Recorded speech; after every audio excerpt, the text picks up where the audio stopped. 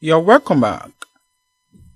The next item in the partnership agreement is arrangement for the admission of a new partner and what happens when a partner retires or when a partner dies. Those are the two items left for us to look at in the partnership agreement. This too involves a change in the partnership structure and it is more advanced. However, let's see how the items we have considered earlier in the partnership agreement, let's see how they can influence the financial statement of a partnership.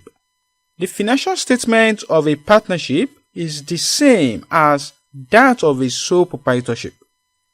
The difference is that the statement of profit or loss of the partnership will have an additional section that is called the profit or loss appropriation account.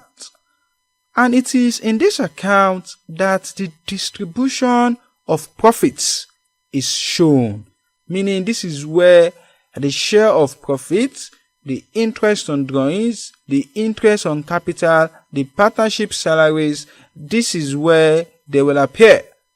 In the next video, we will solve a question to see how the profit or loss appropriation account is prepared and also the statement of financial position of the partnership business.